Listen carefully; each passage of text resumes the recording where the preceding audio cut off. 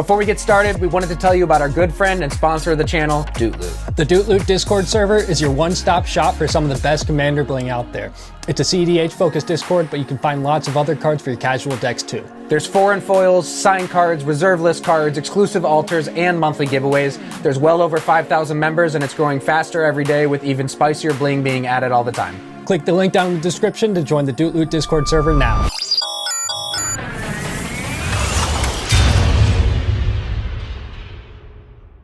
What's up, folks? Today we are joined by a very special guest. We have Doot Loot here. We're going to be doing a deck tech of his ROG SI list, and you've seen it on the channel. It's absolutely insane, and I'm super excited to take a look at it. So without any further ado, I will pass it over to Doot. Let's look at some cards. Yes, hello. We have the best deck in cEDH, ROG SI. So we have our lovely assortment of Rograkhs and Silases. For today's purpose, I'll just be using these two. Shout out to Carrot Cake Alters, one of the nicest alterists. She made these for me last year, and super stoked about them. They're so pretty.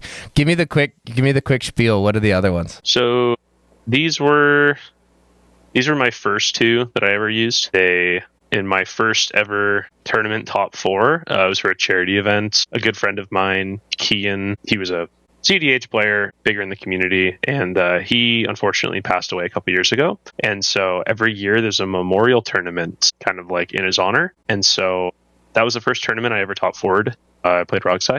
So these are my two stamped ones from the 2024 tournament. And then when we went back for 2025 for entry, you got two stamped ones with the 125 seal. And then if you top 16'd, you got the two foil ones. Unfortunately, I did not top four because we had a quad ROG pod and I had to wheel going in third seat. And then these are Kai Sawatarik's. As always, he's a phenomenal guy to work with, and he just knocks him out of the park. Sweet. So Yes, what's sir. obviously a lot of people have seen ROG SI, but what's the idea of the deck, if you can give it to me in a sentence or two? Yeah. Just win. Just win. Yeah. Just win. And as we discussed before, just high roll. I mean, basically, like you want to be attempting to close out the game before your opponents recognize that like your window's closing. So you want to take like very proactive pushes in the early turns of the game so that they don't have time to set up. For instance, I mean, you know, that game I played with you and Tim and Trev, I got lucky. I was going seat 2 and got to win on my first turn, but like you had a fierce, right? So like if you had any turn, I wouldn't have got there. So it's just like push as fast as you can. You're probably looking at like most often a turn 2 push, but really the big thing is like winning at all costs. You know, try to high roll, and sometimes variance will cook you. Not as familiar with the deck, but like the philosophy, from my understanding, is like the deck is built to go fast and win as fast as possible. And yeah, you're going to get cooked by a decon sometimes, but like overall, if you take 100 matches, more often than not, you're not going to get cooked. You're going to win more than you're going to get cooked. Yeah, and you know, something that I always try to tell people is like if like going for it now, you have even like a marginal percentage higher chance of winning. Like if it goes in your favor, like you should be going for it. There is kind of like a misnomer that like ROG SI cannot get there in the long run in those later games. Like it absolutely can. I mean, I will tell people, no, I'm dead. But like, you know, I mean, it's kind of like RAL, where like one wheel off the top and all of a sudden the game is yours again.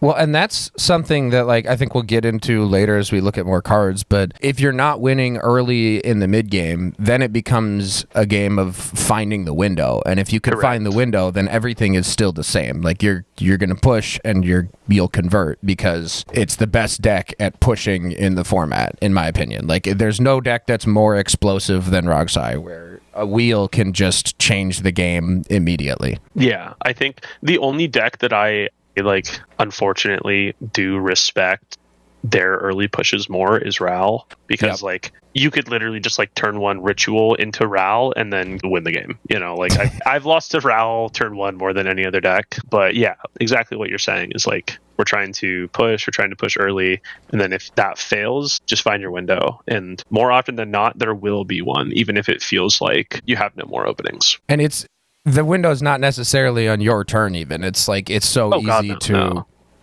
Oh, okay. I'll just Final Fortune at your end step, and now I take a turn, or I've got Born Upon a Wind, or Valley Flood Color, or whatever. Yeah, one of my favorite examples of that was I was playing one of my local it was a small tournament. I think it was 40, 50 people.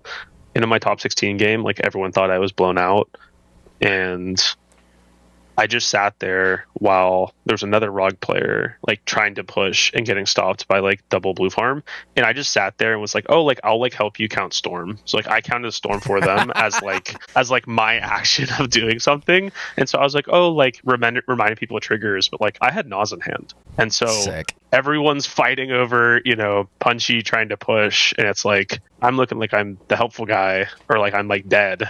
And then, with his Nas on the stack after a huge stack war, I can Nas and then win. It's pretty uncommon that you're just completely out of the game with this stack. So how do you like to win the game? How are you typically closing it out then? Yeah. So winning the game, or choosing your win con is, of course, it is based on yeah, sure, what you have in your opening 7, but or opening 1. But if I have the choice, if I could pick any card out of my deck to just go for a win, it's typically Necro. So this is the Necro support package. So obviously Necropotence is the best Necro. Necro Dominance is also very good. It's a bit more awkward, and it requires more playing around, but it is a second Necro effect. There's no other card in our format that says for 3 mana, 38 cards. And then typically with these two, you are typically doing, if it's off a turn 1 Dark Red or something, you are going to do a conservative push. So say maybe you land Necropotence, go to your end step, or before your end step, you're going to pay 7 life. I typically try to go to double max hand size. If my hand is rough. If I already have 1 or 2 of the pieces, I'll change that heuristic a bit. But you do a small push.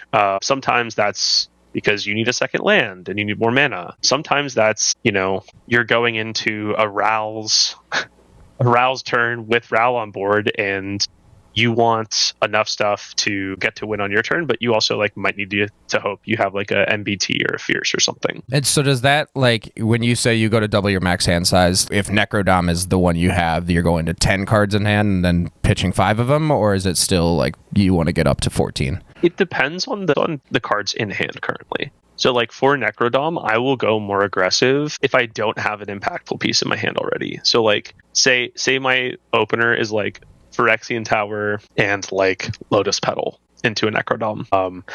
In my hand, I have a Born. If I have Born Thoracle or something, obviously in that position, I don't need to go as deep, because really all I'm trying to do is hit a land drop and maybe 1 more piece of fast mana. Otherwise, if you do go too deep, then you're not going to have as powerful of a push if you're going for a Born line. And also, you're going to be in a position where you're starting to have to exile some really good cards, which is kind of unfortunate. When you're going down to 5 hand size, sometimes the cards you're getting rid of, people will kind of sit up in their chair when you exile Brain Freeze or something. Yep. So, or a Demonic Tutor in my case.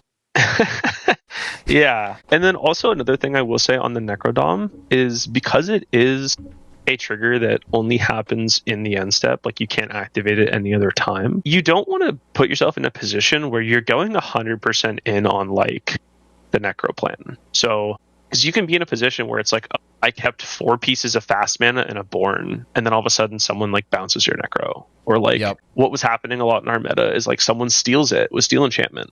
And all of a sudden you're wow, I kept 5 cards that do nothing now. And so you want to make sure that you do leave yourself room for an out. And then obviously with both of these cards, 2 of your best plans are Born Upon a Wind and Valley Flood Caller. And then I love Final Fortune. Well, we know.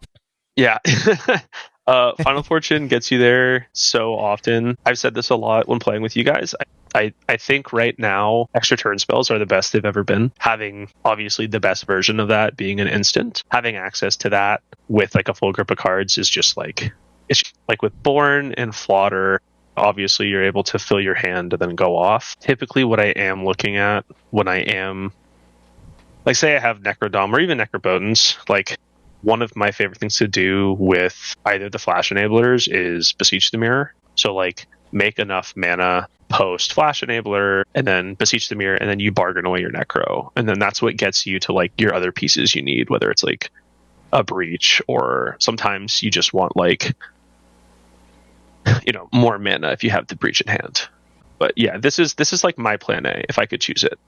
The only other thing I will say quickly on the Necros is like, if you have a turn 1 Necro with LED, like, just win the game, right? Like, you know, like, that's probably my most often conversion for an early win is like Necro LED is just so busted. Obviously, it's better with Necropotence because then the LED doesn't get exiled like it would with a Necro Dominance. But, you know. So you're talking about cracking LED with the Necro trigger on the stack at end step? Yeah, correct. So for Necropotence, it's cracking it in response to the delayed trigger of the cards coming into your hand, and then Necro Dominance, you do have to crack it in response to the trigger as well. Right. And are you, if obviously in that position you're going to go down to 0 cards in hand, what color are you cracking it for? What's the most explosive color, or what's your philosophy there? Yeah, it's almost always blue, right? Like if you have no other mana, you have a higher percent chance to convert if you go with blue, because you do have Born and Flaughter, as opposed to if you're going for red, you only have Final Fortune. Blue also does open up depending on what land you have. Blue also opens up Snap, which is a card I run. So I've actually been there a lot at like turn 2 Necros. Say you don't get either of your Flash Enablers, but you could then convert your 3 blue into black or red using Snap and untapping your lands. That makes sense. Which is like, that is the only, like, at least to my knowledge, in our colors, Snap is the only way that like you could take that, like, you can convert, as long as you have the lands, that you can convert blue mana into anything. And so like, because it's awkward if you want to go for Final Fortune, you can have Simian Spirit Guide, but obviously you don't have another red. Or like what Snap can open up is like, it can open up a black so that you can Vamp Tutor and then Brainstorm, or you can Tainted Pact, right? So like it opens up a lot of other instant speed options. So it's usually blue. If I do have a blue source up, then I'll crack for red, because then I have access to all the enablers. Got it. That makes sense. So we're kind of bouncing around a little bit here, but I wanted to ask this earlier, and I think it also fits now. The question of why play ROG SI, I think, is less important, because if you're playing ROG SI, it's to go fast. But ROG specifically, like, what does ROG do that I think we both agree ROG SI takes advantage of better than any other deck? Yeah. Well, ROG enables mana. So like, I'm sure people have heard it before, but like ROG is like, you typically want like your commander to either give you cards or mana or be an outlet, right? And so ROG is a mana enabler. So having ROG on early gives us access to like what is essentially Mox Ruby, right? So you have Mox Amber always being online turn 1. It also enables stuff like a Springleaf Drum and Paradise Mantle, always having a body to equip it to for color fixing. ROG also is sacrifice fodder. So, you know, being able to cast these like large impactful win con spells like Necro or Adnaz require a lot of black mana. So for instance, ROG enables you to cast like Culling the Weak. I'm sure everyone knows that, right? So having a body on turn 1 to always sack to ROG, or to always sack to Culling, is like massive. It also enables Infernal Plunge and the best card in our format, Jessica's Will. Being able to have a turn 1 or turn 2 Jessica's Will, always having your commander online and not having to invest mana to get your commander out, utilizing both modes, is just so busted. And then also we get access to like free interaction. So you get your Fierce Guardianship, your defense, or your Deflecting SWAT, as well as things like Diabolic Intent, and then it also gives you access to Phyrexian Tower. So again, another ways to make mana. And then lastly, I want to say a newer include. Modern Horizons 3 was over a year ago, I think. You have Flare. That's what's nice is like always being able to have a plan. Like even if you're mulling low and you have Flare, you know, I'm fine playing a 3 or a 2 if I'm going against like another turbo deck, or even to just like snag someone's like Imperial Seal to put a fish on top. So Flare's also an all-star in the deck. I had a game the other day where I had LED, Brain Freeze, a bunch of mana, and Flare, and I was just banking on somebody tutoring literally anything. Even if it's a mystical tutor, I'll go grab my own vamp tutor or something to get breach. And then I don't remember exactly what happened, but I think I got wheeled or something, and just I didn't even get to play. So it was a bummer, but I was excited because Flare was the enabler for that hand. I was like, I don't know what I'm getting yet, but literally any tutor gets me there. And it's crazy too, because like Flare's a tutor and it's interaction as well. Like, say you have like turn 1 Necro off a Dark Rit, and like you have no other protection, like you have Flare. So like if you have Flare in hand and someone tries to like force a will, like you just sack ROG, and it's not the end of the world. Another thing with Flare is that like it's also very strong with like our own spells. So being able to like double DT, or like my favorite is like double Beseech. So like we make black mana so easily that like if you are able to Besiege Bargain and then Flare it, like there's no way you aren't winning the game. Yeah, I guess we can talk about some other win cons. Obviously, ad nauseum, cards nuts, and then we have, that's kind of like the period to the end of the sentence. We have Thoracle Consults and Tainted Pact. Is that a Russian foil Adnos? It is a Russian foil Adnos. Here we can touch ours to the camera. They can kiss. So yeah, I mean like Oracle is gas. You know, it's a super clean win con. I go for it the least amount out of like any of my win cons. I can't remember the last time that, like, obviously I've seen it where it's like, cool, I'll brain freeze my whole deck, just cast Thoracle, win the game. Like the explained win, but like the amount of times recently that I've seen just a natural Thoracle decon is few and far between. Yeah, it's the thing is too is like it's not like so easy to interrupt, but the things that can get interrupted, or the things that can interrupt it, are very hard to interact with. Right. Like people can endurance you in response, or like these crazy people are playing subtlety now, so like and that's something where like I see that mistake happen a lot with people who are just starting to play the deck, is just going for a Thoracle Consult when they have like the world in their hand, right? Like if you're post Necro or post Nas and they're like, oh, I'll just Thoracle Consult, it's like, well, like if you get blown out here, you're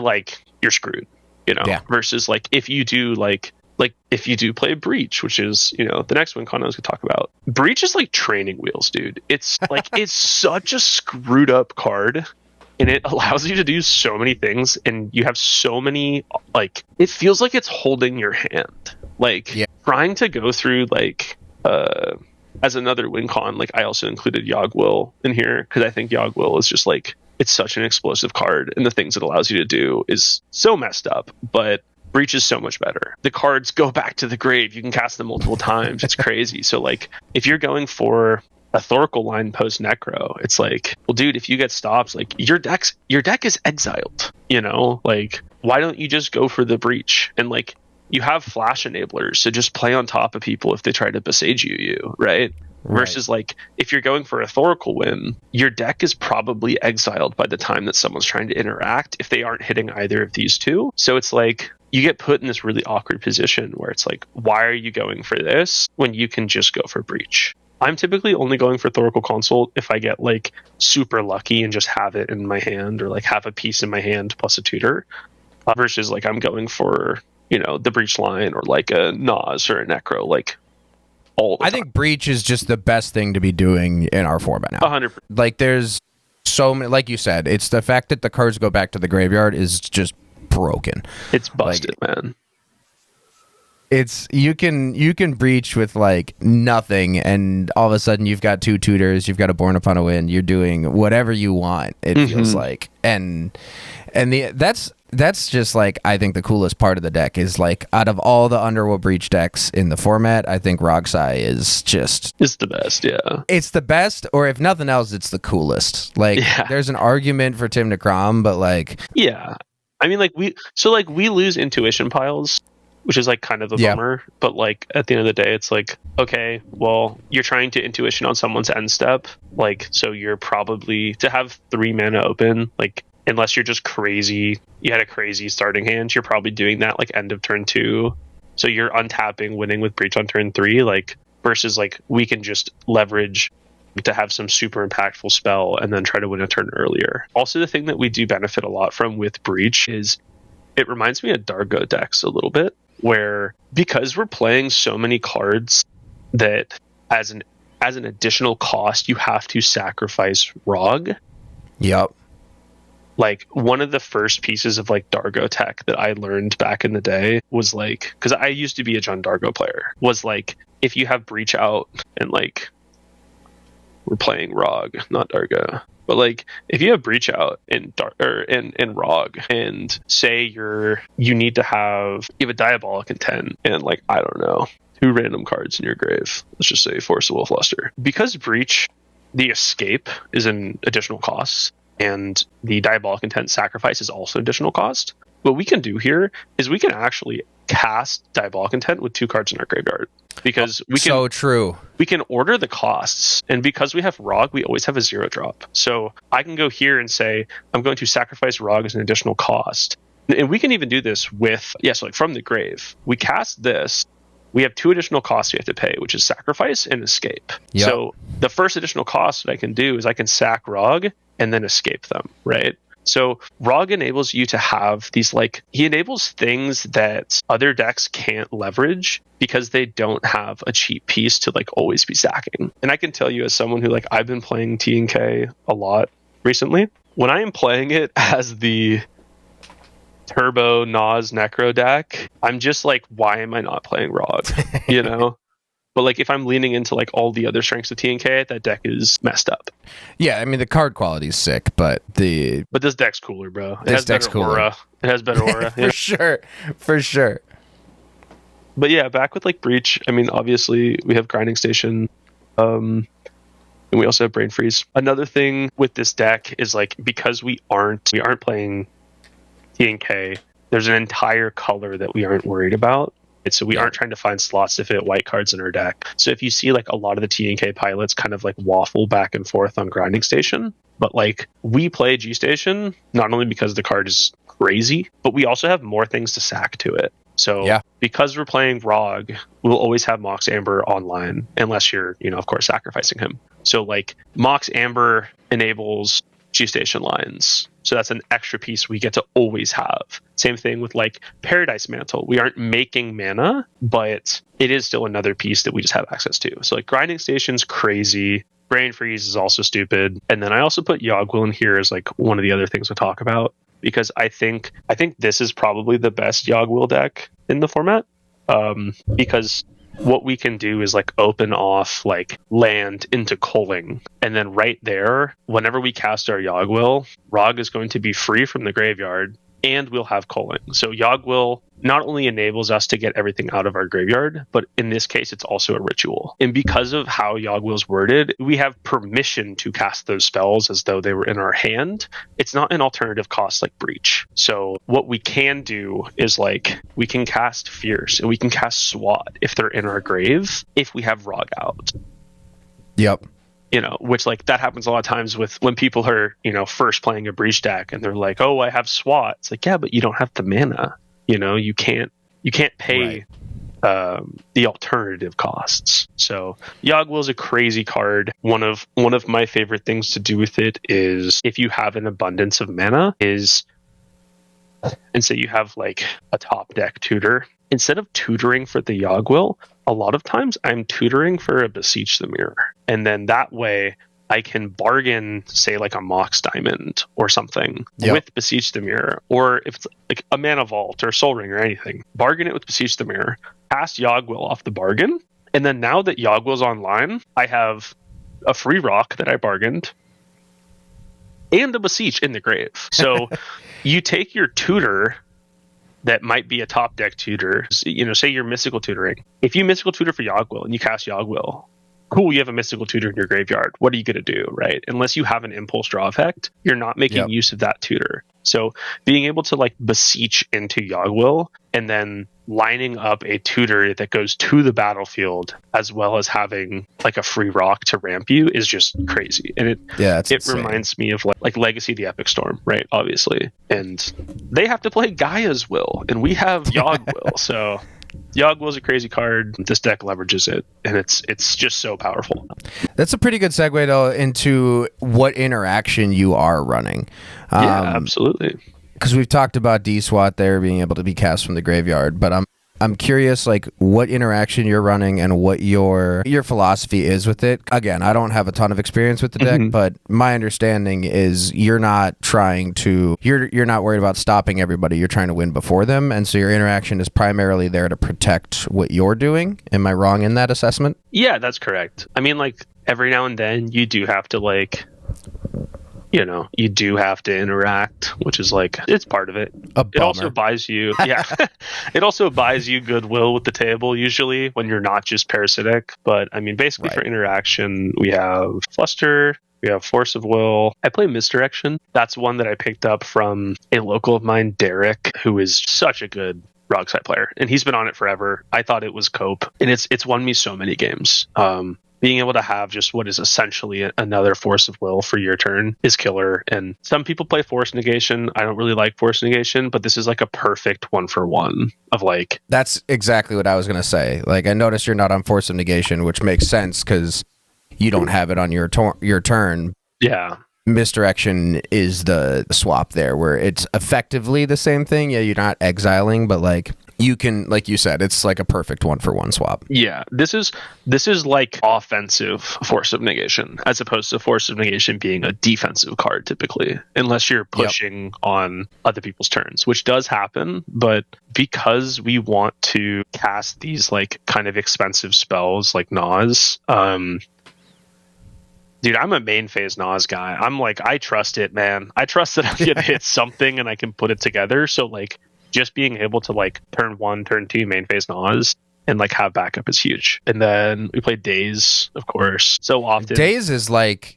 it's so good. It's so good early. It kind of sucks if you have to use it late game sometimes. I mean, you can get lucky, but like what matters is turn 1, turn 2, and it feels so good then, especially when you like haven't hit a land drop and you can bounce a land that you've already used and then replay that as your land drop. Yeah. It's crazy, and there are a lot of times where later in the game, when you do get to these larger stack wars, I mean, Daze just reads counter target spell, dude. Like, it's so often that we get into these stacks where like everyone needs free interaction and does not have a mana to pay for it. And then we have Mindbreak Trap. I know a lot of ROGs, there's like a group of like ROG SI players that don't like playing Mindbreak Trap. It just catches everything. The stacks are getting so big these days that like, I just like having it. Right. And it is often online on my turn more often than I'd like.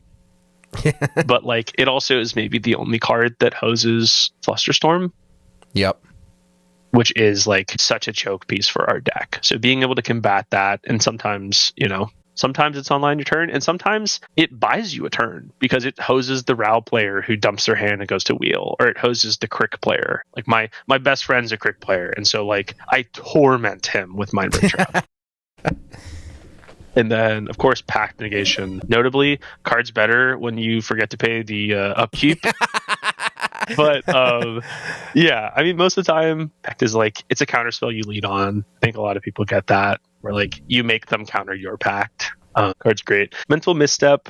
It stops a lot of interaction. It also counters a fish the turn before you're going for it. And then we have Fierce, which is enabled by ROG. Plot. As part of my interaction, I have Hexing Squelcher. This card's crazy. I don't think there's a deck that like gains as much from it than ROG. I agree. It's just so powerful. We have Pyroblast. We have Red Elemental Blast. We do have Flare. And then I also included in the interaction a Defense Grid and Vexing Bauble. I've been a Bauble truther since the card came out. I'm with you. I think it's so good. So good. Especially with Hexing Squelcher being a thing now where like we can just not care about the bobble. It's crazy. It's so good. And like it also helps in those games where like you have an early or like your early turn, but you mold low, like you can just BTFO everyone behind you, and then that buys you like your second or your third turn because they can't develop. Yeah. And then also other interaction pieces in here. I have Chain. I typically consider Chain more of a ritual, but at the end of the day, like the play pattern with Chain is often like bounce your rocks, especially if you have a flash enabler. Whoa, this card's messed up. But bounce your rocks, and then people will typically like let you get away with that. And then after you've copied it a bunch, then you bounce their Ristic, or you bounce the Draneth, or the piece that's stopping you. You want me to explain the whole? Yeah, sorry, you're good. Quick side note for myself: when I'm editing, splice in the clip of Doot doing disgusting things with the Chain of Vapor at instant speed. I will cast Chain of Vapor targeting Mox Opal. That'll go to hands. I'm sacking Badlands, copy the chain, and I'll target Chrome Mox. With the copy on the stack, I will flash in Mox Opal. You may draw. Bounce this, sack this land, target Mox Opal. With that on the stack, I will cast Chrome Mox and pitch Imperial Seal. Tap this, make a black, sack this, target the Chrome Mox. This will bounce with the target. Tap here. Or play the Mopal, tap the Chrome Mox for the black. I think just stop there. So yeah, Chain's crazy. I also play Snap. I've been a big Snap believer, and fortunately got this in 2 days ago from my buddy Anders. So sick. Shout out AS Alters, best in the biz. So Snap, as I was mentioning, I mean, it's interaction, but it also mana fixes, and it also can ramp you. So I actually had a game, I was playing at SCG Milwaukee. We were just playing like friendly games, and I had a game where I had both Ancient Tomb and City of Traders. And so I was able to like tap a Arcane Signet and like the City of Traders and cast Snap, and all of a sudden this unlocks 4 mana for me, 4 colorless mana. It is also like, I don't know, card's crazy. It handles a lot of problems. I know some people don't like it. I think it's nuts. And then the last piece is Odawara, of course. Oftentimes it's it'll always be 3 mana instead of 4 mana because we have ROG. A lot of times it's like bounce the lock piece and then go crazy. That's the interaction. I do also run begrudgingly, but now I do like it with Squelcher. I do run Offer You Can't Refuse, but I consider that more of a ritual than a counterspell. Let's talk about rituals then. What's your mana look like? Yeah, so for mana, we can go through kind of the one-shot mana first. Offer is also another one that just got like, I just put it in because Squelcher got printed. You make the treasures regardless if the spell's countered or not, as long as Offer resolves. So I wasn't on Offer for a long time because every time I've seen it resolve defensively, the player who cast it loses the game, right? If you're actually countering someone's spells and giving them 2 treasures, it's not a good rate for you. No, it's backbreaking. Exactly. So I have lost games with Offer in hand because it's like this spell to me reads make 2 mana, right? Yeah. And we have Rain of Filth. One of my favorite cards in the entire format. Oh Rain my of god, Filth is so sick. It's the card that I think enables like the most aggressive pushes that people don't expect to. Like I was playing last weekend again. I was at SCG Con and I cast a Necro and it gets countered, and I had Rain of Filth and Naws in hand. So I sack 4 of my lands to then follow up with a Naws. Sometimes it's a very bad Rite of Flame, but for our deck, that's okay. It's good enough. We have Dark Ritual. We have Cabal Ritual. We have Calling the Weak. We have Burgi. Most often I'm playing Harnfell, but Burgi does enable some things that, especially like if you're going for like a mnemonic betrayal line, Burgi allows you to like play through those that otherwise might be too tight. You can also do stuff like with Burgi, if you're going for a Necro line, sometimes what I'll do to start off, if I have Flash, is to cast the Burgi, then cast all my free rocks, then play out the free rocks, then you cast Chain, targeting your free rocks, do the whole thing, and then finish the chain bouncing Burgi, and then you Harnfell. Oh my god. Right? So Burgi's excellent. Harnfell, also one of the best cards in the deck, which brings me into Jeska's Will. Hitting Bergie off Jeska's Will is like your dream. It's just so good. You J Will, you get 5 to 7 mana usually, and then you just cast Harnfell. And at that point, you're probably converting. We have Ragavan, it's a mana dork. Sometimes it steals a Grand Abolisher. Shout out the untap upkeep op guys. I took 2 crazy hits back to back. Second one being a GA. That's fucking awesome. Simian Spirit Guide, great card. Rite of Flame, again, great card. Notably, remember that you should check graveyards when you cast the spell, because sometimes you can make 4 mana off of it. It adds an extra red for every Rite of Flame in graveyard, so don't forget that. And then Infernal Plunge, make 3 red off of 1 red, and we sack ROG. So that's the like one-shot ritual mana, and then we have all the ROGs. So as mentioning, we are breaking format rules. We play Mox Ruby, we have Mox Diamond, we have Mox Opal, Lotus Petal, Chrome Mox, Lion's Eye Diamond. I think LED is like LED enables, I think, some of the most broken strategies in the deck. Not only being able to like cast Yawgmoth, hold priority LED, and then cast the LED from grave, but also like every tutor. It basically turns every 2-hand tutor into a Necropotence or a Ristic or a Breach. So you cast a tutor, hold priority, crack LED, and it allows those early pushes. And I think people should be utilizing that more. The deck's just, or the card's insane. I think more people just in general should be running, even if you're not on Breach. Like LED is so good. I agree. I think it's like so nuts that it basically says this is a Black Lotus when combined with the tutor. And there's actually a lot of games where I'm going for a tight line that the card I'm tutoring for is LED, because it enables the conversion off of a Yawgmoth or like Mnemonic Betrayal. That happens a lot. If I'm going for a meme bet line and there's a tutor in someone else's yard, I'm usually tutoring LED, because if it's like a DT and I cast LED, that ramps me 1 mana, but that now puts my LED in the yard to let me try to convert with someone else's Breach. Then we have Soul Ring, we have Mana Vaults, we have Paradise Mantle and Springleaf Drums, kind of talked about earlier. Chromatic Star. I was off of Star for a very long time. I just went This is what I wanted to ask you about, because I think that this card is interesting. Yeah. And the way you can use it is pretty sick. Yeah. Star is really good. It was one of those like sideboard cards that I cut for a while. I think I cut it for Grim Tutor, but Star mana fixes. We make an abundance of red and black and colorless mana. We don't make a lot of blue mana. So what Star allows you to do is turn a mana vault into like Breach mana. You do go down 1 mana from casting it and then filtering the mana, but it replaces itself.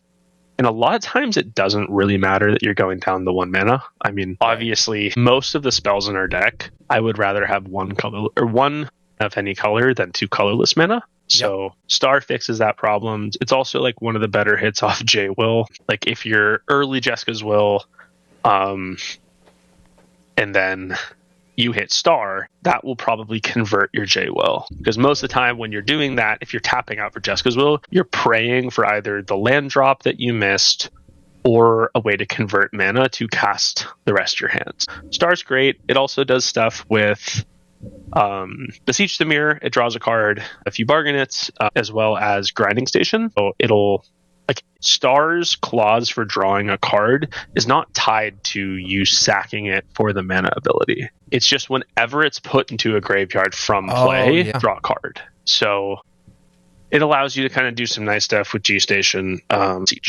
Worst case scenario too, you can just crack the top of your library. Yep. Get Vamp Tutor, put Necro on top. Oh yeah. Sack the Star, respond to the trigger, crack LED. Yeah, and here's a Necropotence. Exactly. And what's nice is like the mana ability, of course, you get the mana first. So what you can do is you can use Star to get the black mana to then cast the Vamp Tutor in response to the draw trigger. Oh, so true. So like it's a really versatile piece. I mean, you'll see later, like I also run like Brainstorm. Being able to crack the top of your library is so good. I'm only playing 2 talismans, playing Talisman of Dominance and Talisman of Indulgence.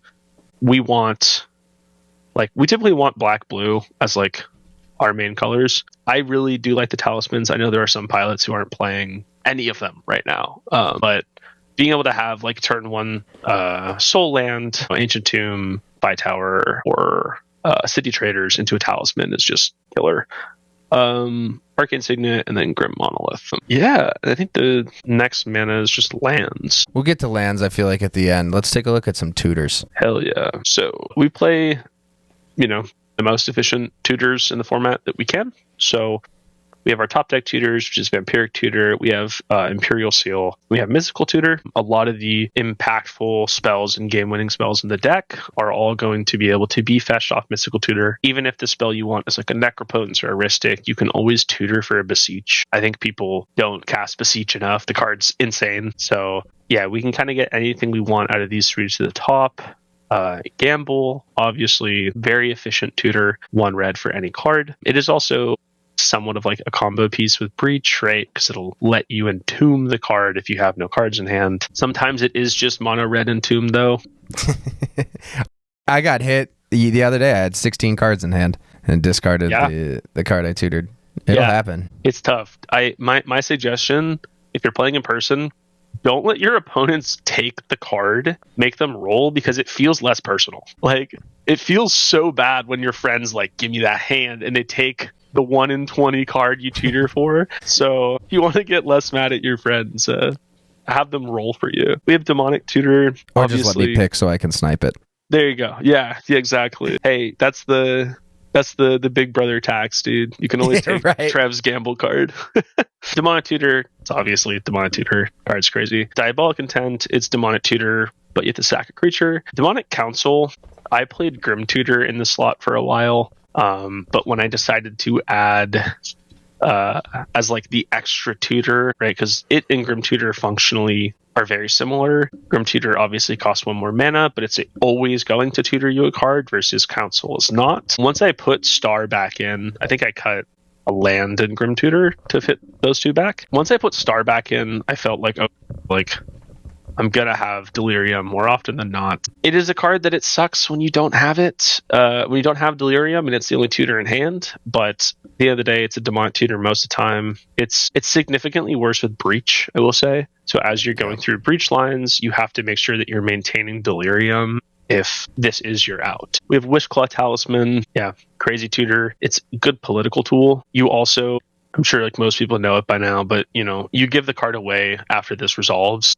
So you can activate it and then in response grinding station it. You can activate it. If you have flash speed, you can beseech it away. Card's great. And then lastly, we have Beseech, as I've been talking about a lot. Card is insane. Card is so good. It's just so like I feel weird for having to say that as much as I have recently. And like even talking to a lot of TNK pilots, I know that it's a lot of mana for them, but it's so good.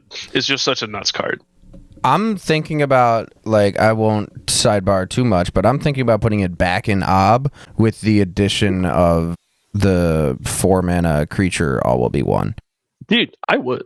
Because it's like, I was off of it because the 3 black is tougher than Ob. Ob at the end of the day is really just it feels like a mono red storm deck sometimes, but with Casey Jones, that's what it is. With that card now and having a 4 mana all will be 1 like on a creature, I'm much more intrigued by. I want to be on Beseech really bad. It's so good. Yeah, and I think what a lot of people sometimes get lost with it is like 3 black mana is a very high cost.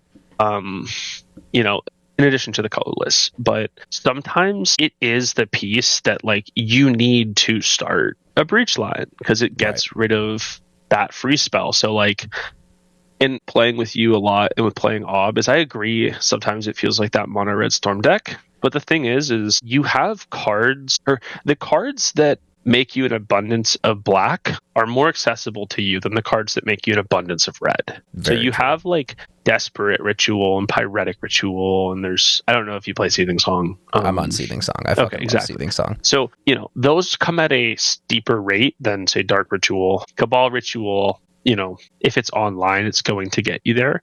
Yep.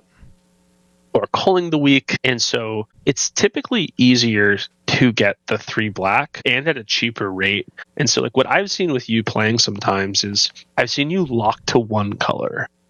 Yeah. And it happens all the time. Beseech is the card that not only gets you the piece you need, but converts you to the other color. So you can take an awkward to cast card. And again, I don't know your list off the top of my head, but that's why That's why, like, going back to Legacy, in the Epic Storm, they beseech for Song of Creation because that card is very awkward to cast. So being able to beseech, and like I can turn 4 black mana into Mnemonic Betrayal, right? Or if I'm missing the blue. So people kind of sleep on the color fixing aspect of it. When your deck is comprised of mostly sub 4 mana win cons, it's crazy. Yeah, it can't cast Nas, but it can get you the things to cast Nas. Right. That's so true. Fucked up card. Okay. What else we got? So that's the tutors, and we have the coward cards. We have Fish Ristic. They're crazy. They're great. Don't get me wrong. I've been a coward plenty of times. I play them, if you have an early fish hand or an early Ristic hand, it's probably gonna win you the game. But they're draw engines. They're really good. I think everyone knows how good they are. I don't need to talk about that. But yeah, they pitch to Chrome Mox post Necro and make blue. So but yeah, most of the time if I'm not playing these early, I'm pitching them to a forest to protect my win or drawing Chrome Mox. 1 or 2 cards is nothing compared to drawing 30 cards off of exactly. Yeah. And that's the decision that like people have to make is like a lot of times I'll see people when they have the opportunity to get Necro. And I think it's probably correct in tournament more often than not to get the Ristic because people will let you resolve that more than they'll let you resolve a Necro. But like when you're playing like casual games with friends, like unless someone has interaction, like bro, play the Necro because it's just going to win you the game. Yep, for sure. And then we have, let's see, these were like card draw. So we have Brainstorm, Gataxian Probe. Obviously Brainstorm's nuts. We play 8 fetch lands as well, so you're able to crack the top. It is also one where it basically says draw 1 card if you have LED in play. So you can cast Brainstorm in response, crack LED, and then get the piece you need off the top because you'll draw 3 and you put 2 back. If you don't have LED, it lets you filter the cards in your hand. Card selection is very strong. What Brainstorm also allows is kind of getting into the next category, which are the wheels. Brainstorm allows you to like an impactful card back on top for when you're going for a windfall or a wheel. So true. Like, and also like, hey, an end step Brainstorm, if you have an abundance of mana, it's not nothing. It's not that bad. This deck wins or loses off of like 1 card, right? So like, if you look at the top 3 cards, you're probably going to find something to win you the game. Whether it's, that next turn or a later one. Brainstorm's crazy.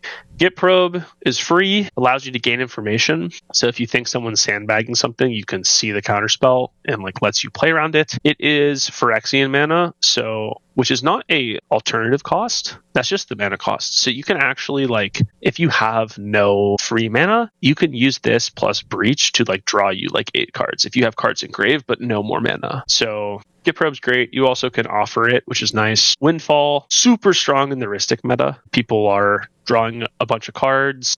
If you're able to Windfall them, you will be able to convert if you are getting more than 7 cards on your turn, as long as you have even 1 mana. What is your philosophy on Windfall when it comes to like, say somebody's got 10 cards in hand, you're kind of shot.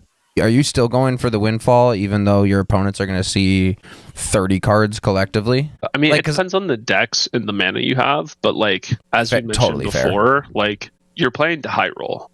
Like, I mean, if you get 10 cards, you could get Mox Amber, Rite of Flame, Final Fortune, or Simian Spirit Guide, Mox Amber, Final Fortune, or any of the other turn spells. So, the only bummer about Windfall is like it has the strength of being a blue card, so it does pitch to like Force of Will and Misdirection, but it also gets hit by Red Blast. So a lot of times, unless there is like an overwhelming reason for me to go for the Windfall, a lot of times I will go to Wheel because especially if I'm playing at like a heavier, like non-blue table, people just randomly have Red Blast and Pyroblast. So being able to play Wheel and have that be protected from that's good. And then the last one is Time Twister. Yeah. Show that Time Twister to the camera, dude. It's insane. Or Mark Tadine altered Time Twister. But Yeah, I mean, Time Twister's crazy. It's a nuts card. It is rough that it sets you back for not having a graveyard. The one thing that is really nice about two things that are very nice about Time Twister is, say you play a bunch of rituals and then you Time Twister, or say you Lotus Petal or whatever, you get those cards. You have a chance of getting those cards back. Yep. Normally, if you're ritualing into a wheel, unless you're hitting a Breach or a Yawgmoth, you don't have access to those cards anymore. Right? Because they will not be in the 7 that you're drawing or the 10 that you're drawing if it's like Windfall. But Twister does give you the chance to refresh all the free rocks and all the rituals you've spent. It is also a wheel that lets you wheel and not immediately lose to the other Breach decks at the table. Right. And it also is the only wheel that you can politic. Like, it's so hard to politic a Windfall or a Wheel of Fortune because a player with a counter spell is going to go, oh man, yeah, we're passing to TNK, we're passing to Ral, we're passing to Obnix, and they just slam Breach and win. So if they have one piece of interaction, they're gonna hit your wheel, right? But with Twister, especially when there's like a Fedristic player, you can be like, dude, I'm resetting him to 7. We're all going to 7, and then you can even offer to them, be like, dude, like I can't rip Breach off and win. Like, This is a full reset. It's actually it's my worst wheel in this scenario, and as like an attempt to have this resolve, I'm setting myself back, and so people do often let it resolve for that reason. That's so true. Yeah, because it's rough losing your graveyard. And then before lands, the last cards we have are like kind of like alt win cons. So it's like the 2 extra turn spells, we have Warrior's Oath and Last Chance. As I've said many times, turn spells are very good. Think of the amount of times that you or your friend has said, oh my god, if I had one more turn. Yup. Guess what? You can have one more turn. With this simple trick. Exactly. Yeah, dude. Doctors hate him. But it kind of goes back to that high roll philosophy that we were talking about, is like, if you're in a position where this might be able to convert you to a win, even if it's not like insanely high, but the chance that this converts you to a win is higher than the odds of you getting another turn, play the card. Rip it. Yeah. Yeah. And like, you just have to send it, because if you don't have like, so following that math of like, if the odds of me winning off of these spells are higher than the odds of me getting another turn, you're most likely going to lose the game anyway, right? So why not give yourself a chance to win? And then, yes, there's a definitive you lose at the end of turn, unless you like stifle it or Angel's Grace, right? But it's worth it. They're incredible cards. I wish I could play. I mean, I would play Chance for Glory if I could in this deck. Alchemist's Gambit, not so much. And then we have Praetor's Grasp. It is a tutor, but it is also a win con. As you can, as you saw with that aggressive console in that last game, I was fine because I had this card in my deck, right? Yeah. And so it allows you to go for the aggressive consults and the aggressive tainted packs, because you're like, dude, I don't care. I can just take someone else's thing. And then Mnemonic Betrayal. God, this card is so good. What are you looking to see when you cast Mnemonic Betrayal? Obviously, it's different every scenario, but is there like a threshold that needs to be met, or is it just like, if somebody else has a tutor and I can convert that tutor into a breach, like I'm taking it? Yeah. So it kind of depends. But with meme bet, if I have a density of cards in hand and I think I'm fine, dude, I will meme bet to get 2 Fierce Guardianships and a Fluster and a Force of Will. Like, yeah. If the game has been like highly control, I'm fine just casting a meme bet that is functionally a defense grid or a Grand Abolisher. Yep. And so what people have to remember with that is, like, again, this is similar to Yawg's Will, where it's giving you permission to cast those spells. It is not an alternative cost. So you can Fierce Guardianship. You can Deflecting Swat. You can pitch a blue card from your hand to Force of Will. Mnemonic Betrayal it can be interaction. I've done meme bet lines where I'm tapping out for meme bet and there's like a Lotus Petal. It's all dependent on what's in your hand. If you have gas in your hand and no protection, you can meme bet when there's protection in yard. If you have protection in your hand but you have no gas, you look for gas, right? A lot of times, because of how stacked graveyards get in the beginning of games. I mean, even if it's like a DT, or I mean, sometimes it's a top deck tutor if there's also a Git probe, or if you have Brainstorm or a Chromatic Star, it's fine to just cast Meme Bet and then kind of dirtle your way into a win. I mean, it's I think my conversion with Meme Bet is probably like 90%. I don't know. Like, it's just so easy to make it work. And like I had a Meme Bet line again at SCG Con. I was playing with I don't know if do you know Stacko? He's like a really good blue farm player out of Chicago. The name sounds familiar. I don't know them personally. Yeah, so I was playing with Stacko and some of the other Chicago guys, and I had a Meme Bet where I tap out for it, and I have Breach in hand, and there's a LED in someone else's yard, and there's a Sevrak. So it's like I can cast LED, and then I went LED, took their DT for my LED, go for LED, crack, and then cast Savine's Wreck, bringing my Breach back. So sick. Like, so you can just get there. Card's crazy. Yeah, it's like it's one of those cards where if you have like flash speed, it's like the last card I'll hold on to in my hand. If you're trying to like bait out, like if you have a tutor or you're having like something else, if you have the abundance of mana, like this is always the just like shut up everyone else, I'm winning the game. It is also a win con with, say you have everything else, like you lost like Thoracle, you lose Praetor's Grasp, you lose all that shit. This plus Grinding Station, or this plus Brain Freeze. So if you can get a large enough storm count, you just Brain Freeze your opponent and then Meme Bet. And if you're hitting the blue farm player, you're gonna win. Yeah, or you could hit the Atali player and win with Dual Caster Twin Flame. Like, it doesn't matter. Right. That's so true. Card's cracked. It does get hit by Red Blast, so watch that. But yeah, such a good card. And then last is just the lands, which are kind of the snoozer part. You're on how many? 22? I think so. I got 22. Up here. I could look. Yeah. So we have like the Rainbow Lands, we have Gemstone Caverns, we have City of Brass and Command Tower. And then for our Soul Lands, we have Ancient Tomb, City of Traders, and Phyrexian Tower. Obviously, always having ROG to sack is insane. We're playing all 3 duels. And then I'm only playing 2 shocks. I'm not playing Steam Vents. More often than not, you're not going to be needing Steam Vents. I mean, your turn 1 typically fetching UC. You can also, of course, fetch Badlands. Having the island subtype is huge for days as well. And then I do play a Surveil. I play Undercity Sewers. And then, just the one. Yep, just the one. And then we have the 9 fetches. So we're playing all of them, but Windswept Heath. You could play Windswept Heath, but we don't have plains or forests. So yeah, that's the deck. It's so sweet. What is, and I don't know if I'm going to put this at the beginning or the end, but why ROG SI for you? Like, what brought you to the deck, or what are your favorite things about the deck? Why do you stick with it? I think like ROG, it provides very exciting games, whether that's exciting for your opponents or not.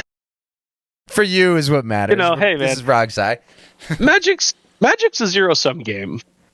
And I was taught that very early. There is a finite amount of fun to be had in a game of Magic. You have to decide whether or not you would like to share that fun. And what ROG allows you to do is it allows you to take so many game actions, which are, you know, at least to me, inherently fun. Yep.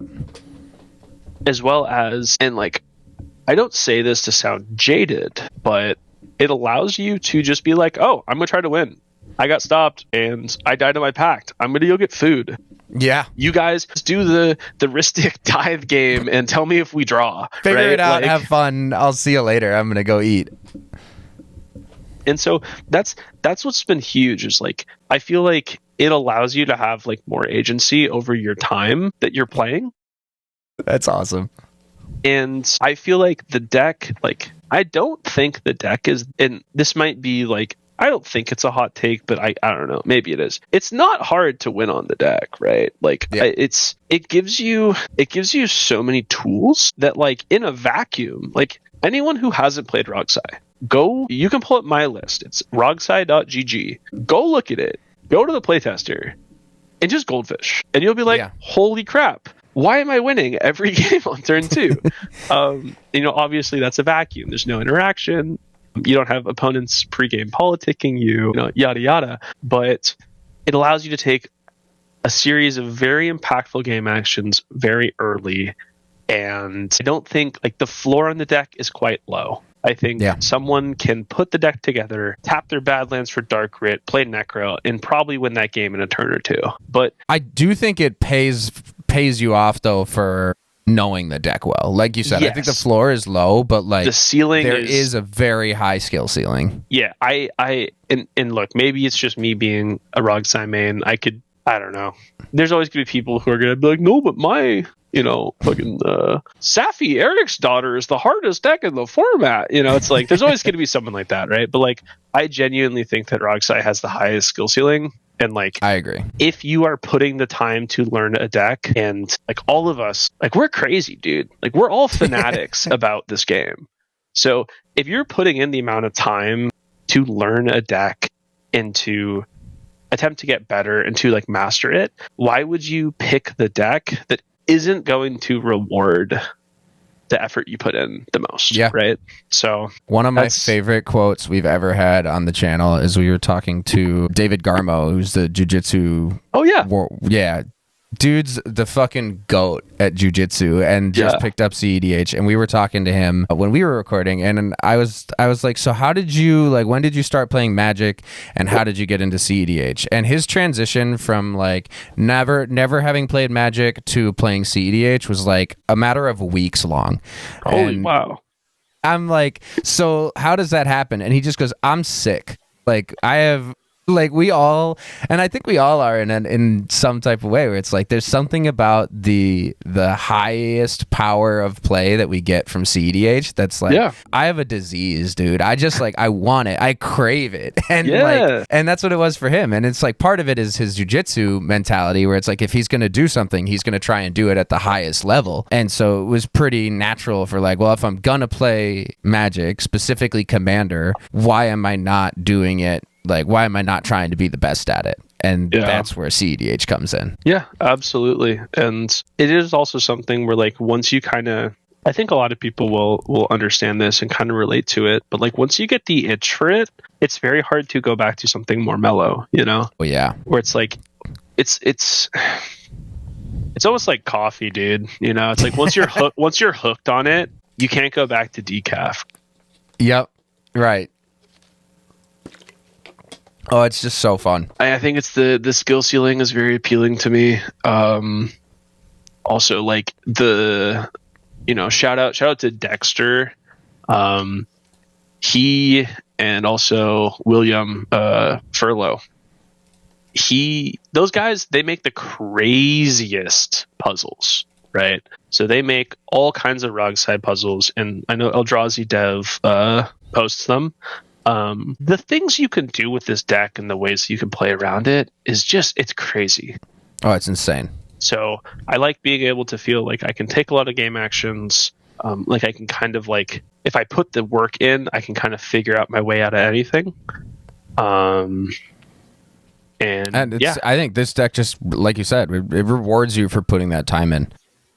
Yeah. The last thing I want to do is I want to take a look at a couple of hands and kind of get your thought process on if they're good enough or if they're not, and like explain to me why you would or would not keep a hand.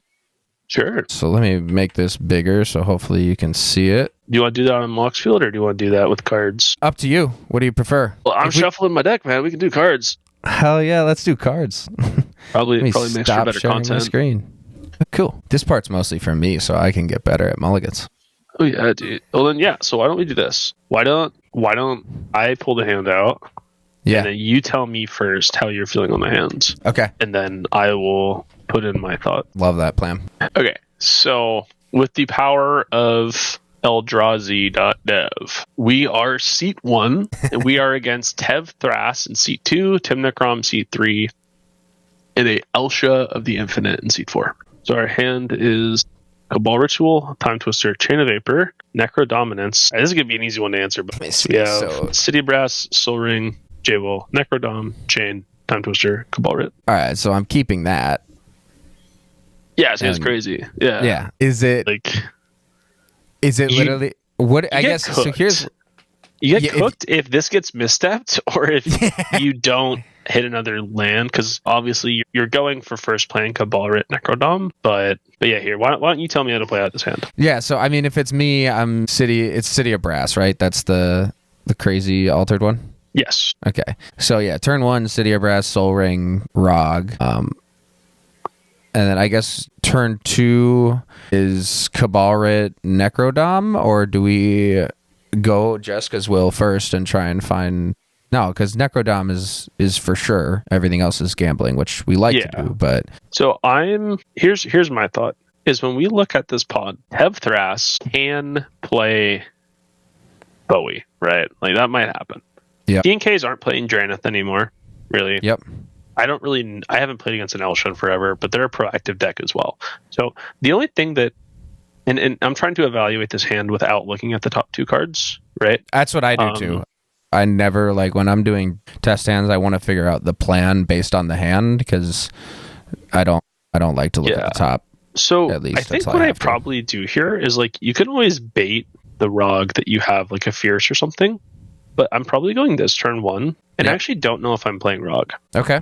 Because if I go turn 2 and I go Cabalrit into Necrodom, right? Now what we can do, we've only cast 2 spells. MBT doesn't hit anything. We have no really incentive to play ROG right now. So the thing is if we don't play ROG before this Necrodom's not getting hit by MBT. If we played ROG turn 1, ROG can get killed. If ROG gets killed, our J-Will plan is dead, right? Yep. It makes mana, but we're not getting both modes, which we want to utilize. So... because we're going to be in a spot right now where it's like, this is primary plan number 1, then this is secondary plan, right? Because I would rather, at this point, say we get stopped, they counter this. Then into turn 3, ROG, J-Will. Yep. At this point, we've seen 5 cards since the beginning of the game, and then we can go with that abundance of mana. We might be able to Time Twister or get into something else with whatever we get off of J-Will. The only benefit to playing ROG in the beginning is, like, we can bluff interaction, and also we don't feed a Ristic. Yeah. But the thing is we are top of the pod, so the odds that we are feeding Ristic, right? So say we're going with the Necrodom plan, where we're going Cabalrit into Necrodom, and ROG is still here. This is turn 2, seat 1. Yep. If Necrodom resolves, because a seat 1 or turn 1 Ristic is, like, not something you always see. So right. If Necrodom resolves, now we play ROG, because we're going to have access to 10 cards, and now we're going to have free interaction likely. That's the only thing that I would play differently about that hand, is you don't just need to run out ROG. I think people underestimate. People be like, oh man, you're, like, killing my ROG. It's like, it is backbreaking to lose the first ROG. I've done it to you in games where it I'm is like, backbreaking, bro. I have nothing else to do with this deadly Rollick. I'm just going to Rollick the Roger because we're about to wheel. And me the game. Yeah, literally. Yeah. Like, whenever I play against ROG, if I'm hanging with friends and someone wants to play my deck, I'm like, bro, I'm lightning bolting it. I'm gut shotting it. I'm rollicking it. I am snuff outing it. I am deluge. I furied a ROG last Friday. I was playing a buddy's Zinnia deck. It went so funny. Fury, and I held up my like opening 5 had Fury and MBT, and I'm like, well, we're not losing to ROG, right? But I mean, that's funny. Have you used cEDH.io at all? I have not. I'm gonna share my screen with you. This is like my new favorite tool, and it's mostly just like super cool data for your deck. So you can import your deck list, and it tells you down to the card level how it's impacted based on tournament results with your list. Your ROG SI list has a 0.17% higher win rate than the commander average, just based purely off the cards that you're running. And it'll tell you, like, hey, you are playing misdirection, and misdirection ups your win rate by like 4.79%. This card's busted.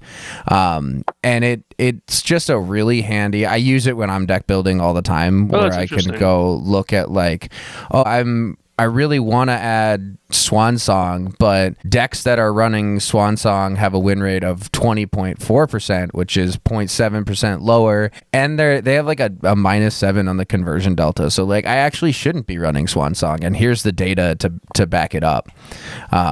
So it's like it's interesting. I'm a data slut is the reality of it. Like I just want to know all of the things I can possibly know.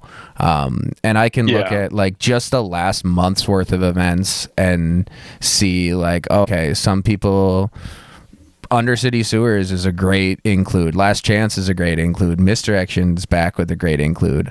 But you can see like just interesting stats, and it's not the truth, like the end all be all the truth. Like, because here's an interesting one. It's saying Brainstorm is a net negative, but also part of it is factoring in playstyle too. Like Brainstorm. Oh yeah, for sure. Is maybe a net negative for other players, but if you're fucking cracked with the card, then shit.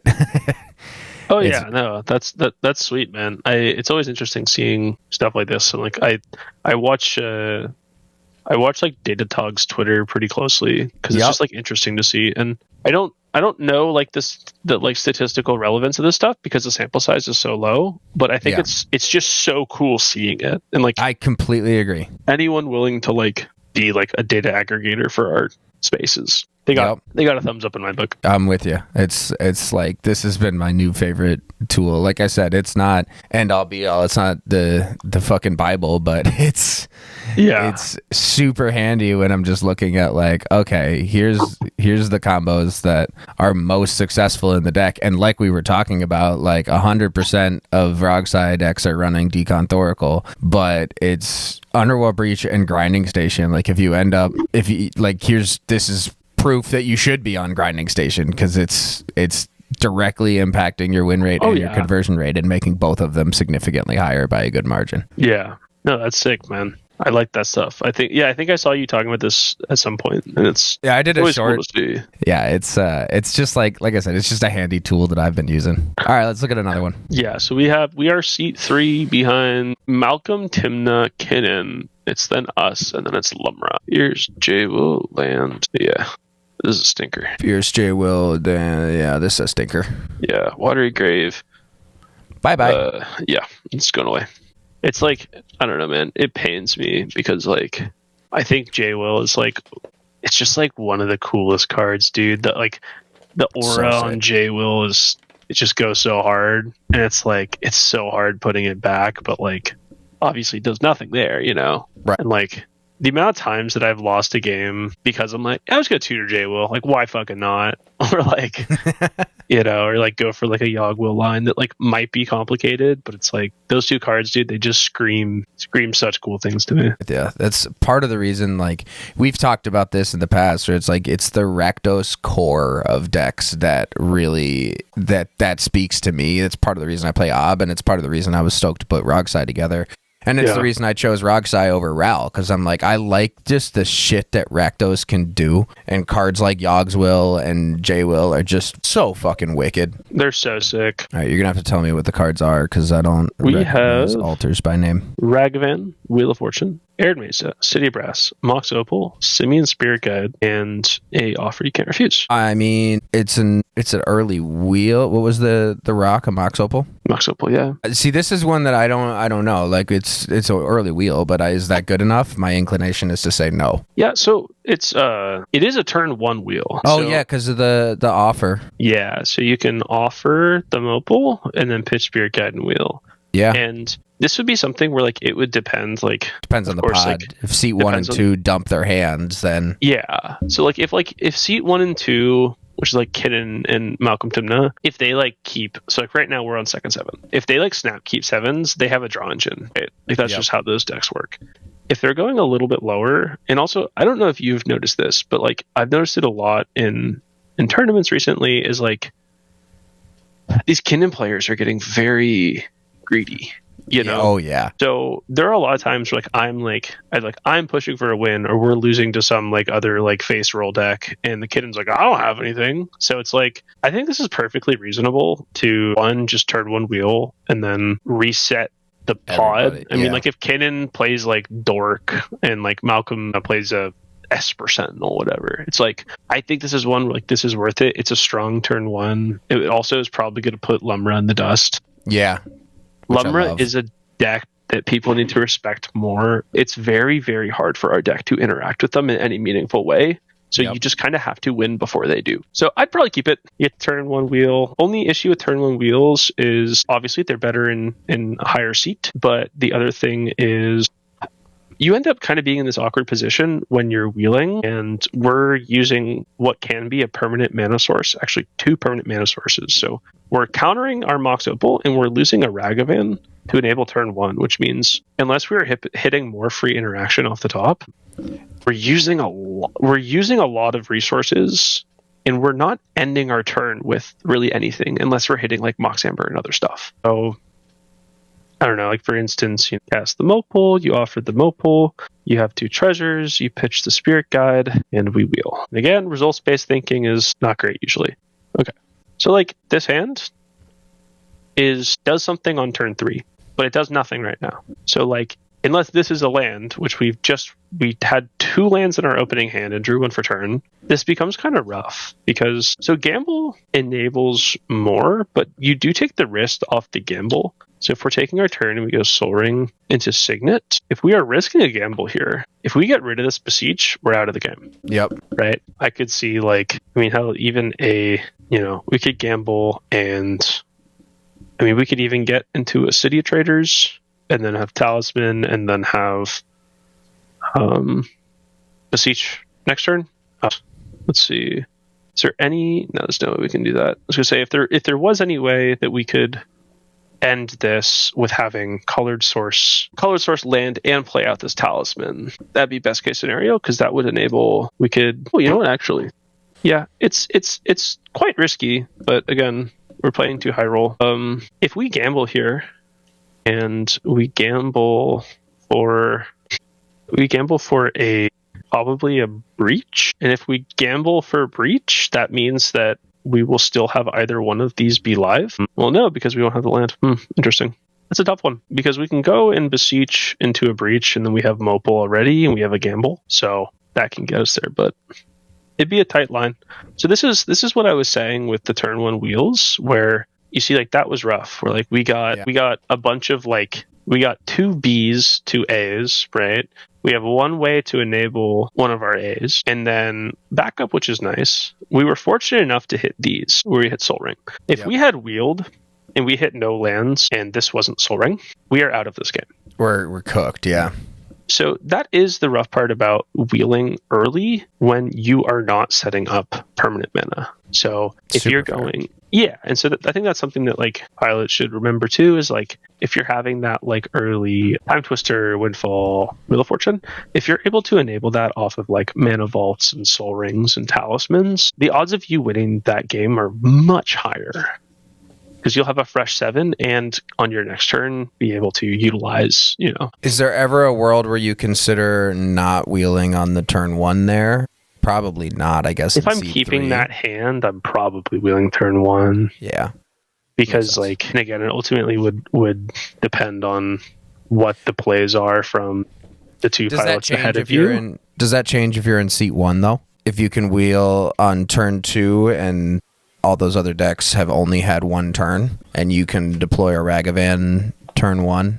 Yeah, it realistically does. Yeah, because you could then wheel and then have a mana left over, right? Or 2 mana left over, because you can still offer your Mopal. Yep. And you'll have 2 lands at that point. So it's probably better that way. It's very hard to say no to a turn 1 seat 1 wheel, though.